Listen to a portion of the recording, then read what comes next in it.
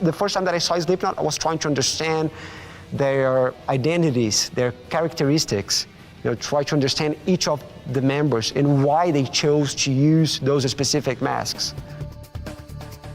What were you thinking when you first stepped into the room? What was going on in your mind? You thought something like, oh shit, now it's for real. What were you thinking?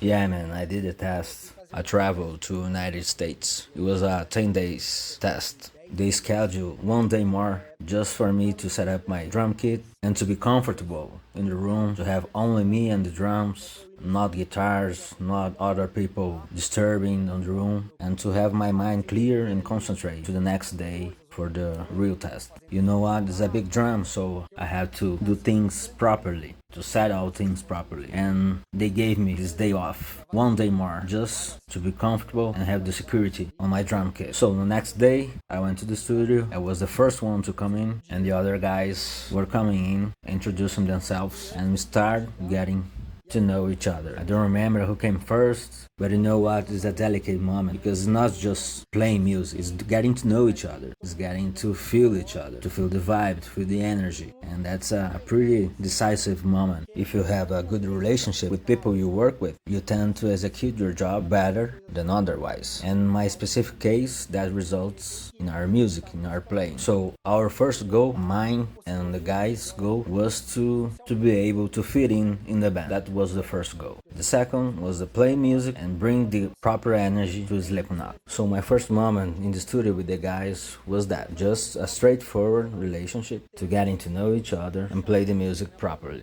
But I can tell you, everybody was great and was nice with me in the beginning, since the beginning. They even tried to get me as comfortable as possible in the first day. There's a thing in the third day, Clown came to me and said, I know you're nervous, I'll never want to be in your place. I know it's kind of tension, but man, relax. You can be comfortable, don't worry about it. Just play your energy, play your mind, your spirit. Everything will be fine. That talk with Shawn gave me a little breath of fresh air. But on the first day, I was really, really nervous. I couldn't even make the count with the drumstick, before playing the music. I couldn't even do that. I was really freaking nervous. And you know what? If we weren't counting only on the first day, I was never joining the band. It was really bad for me.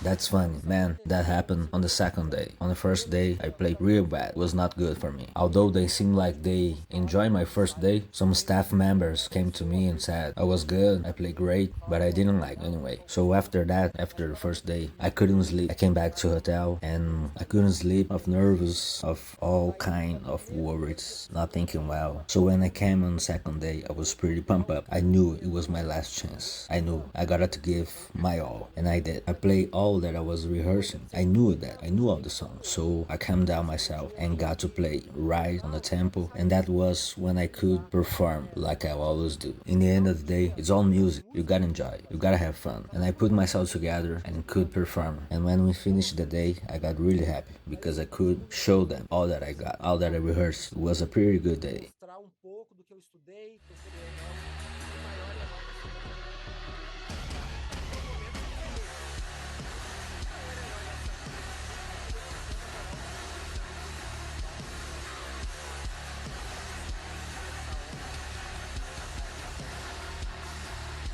Man, I'm really grateful, and to be honest, it's all a big surprise to me. I'll never in a million years expect that. So I am really flooded in happiness, really grateful for all the love and care all Brazilian fans and Latin American fans are giving to me. I felt like I was really hugged by all the nation, people that I never knew. People came to me and said they was really proud of me, really happy for me, so it was a big surprise. I was not aware of the magnitude of all this event in my life, and we showed to our world our Latin force, Latin power, that a Brazilian musician would be able to play and be an official member of a major band. We know how hard it is to be a musician, especially in Brazil, to make a living in music. When I graduated in high school, I was not sure if I really could make a living in music, and to be able to have a career in Sepultura, now in Slipknot, is something really big in my life. So I'm really, really grateful for this blessing in my life, and especially to all Brazilian fans. Please keep sending good vibes, good energy to me. So it was really like a Brazilian achievement. So it felt like all of Brazilian people was with me and are with. So, but please, I'm not any national hero. I'm not like that. Only let me play my drums and it's all good.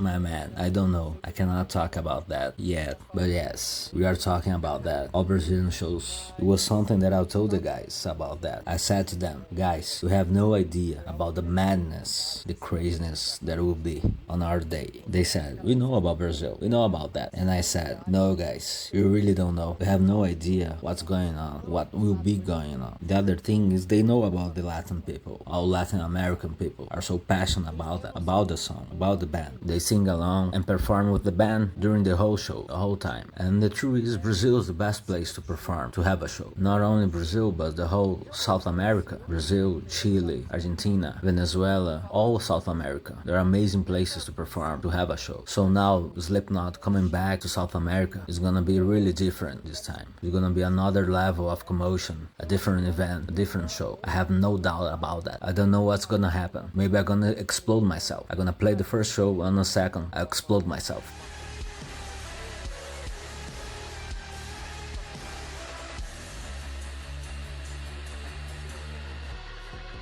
When I got the job, I started to develop the new mask with Sean. So his first suggestion was that the mask was wide to be well seen to the front from all behind the audience. My drums on the back, I'm playing on the back. So to everybody to be able to see me, the mask must be wide. Second point was to pay a tribute to joeyjordison mask. Yes, it is. It's a tribute to Joey's mask. He wears a white mask during his time with the band. So that was the starting point. And of course, I bring some elements of mine, some ideas of philosophy. As everybody already know, I'm pretty minimalist. I don't like colorful things. I like straightforward black and white things. So I brought the black lines to pay a tribute as well to all indigenous people, to bring up front a memory of the culture. So I did a little research about Brazilian indigenous and American indigenous as well. So I brought the idea about those black lines. So if you pay attention on my drawings of my mask,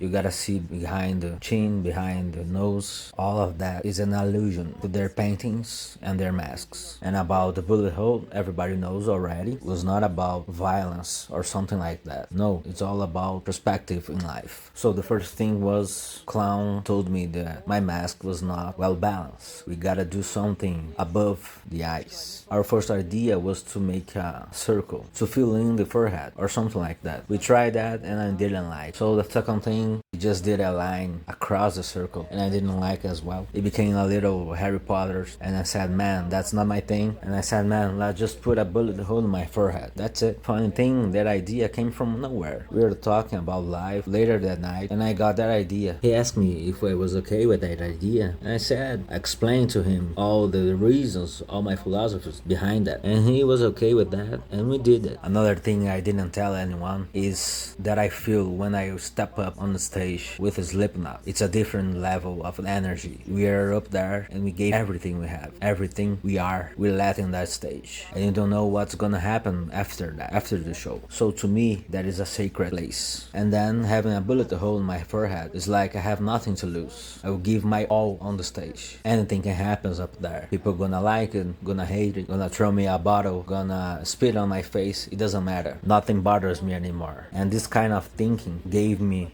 a higher level of artistic freedom, and to sit that on the drums, knowing I'm wearing that mask, a specific mask, it's a way of me going beyond my limits. I'm not stuck on anything anymore. So that's all my thoughts behind the whole concept of this mask.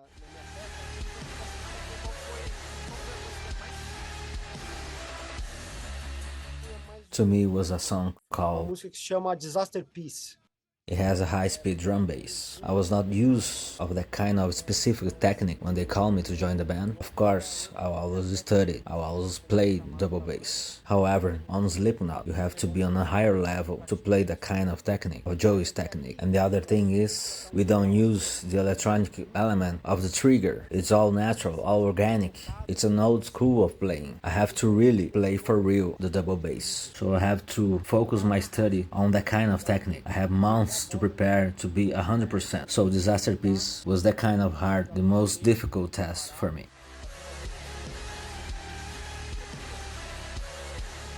So let me think. The first one which I played with them, man, I think it was... Foi Duality. Yeah, I'm pretty sure it was. Duality ou Before I Forget. Yes, they talked to me about that. And to be honest, I was invited only because of those videos. It was a content available for them to see me playing. They saw the Harriet Anthem video, and it was that video, that song, that came to Clown, and they pay a lot of attention to me. And they compared my performance to another drummers. And even Clown said to me a couple of months back that it was that song that got him to invite me to the test. And Clown pointed out that I pay a lot of attention to that song because it was recorded without metronome, and that was the real reason he did like my performance on that song. And Clown said that I followed all the structures and rhythm of the recorded song. I play exactly like it was recorded, and that was the thing that got their attention on me. All the nuances and micro details. It's a tricky song, and you can only understand the structure of the song after listening and paying attention a few months after that. And to be honest, that was my worry about that song. Almost to play the song's notes, but the secret is to understand why those notes are playing on that specific way. What is the song's lyrics? What's the message that the song wants to share with the audience? Why on this point he speed up? Why on that other point he slow it down? And I remember before I recorded that video, I got to play the song during 1 month. My intention was to show the song on the video on the most natural way possible. And you can see how life is funny. After 3 or 4 years, that video came to him, and that was the reason that I enjoyed the band.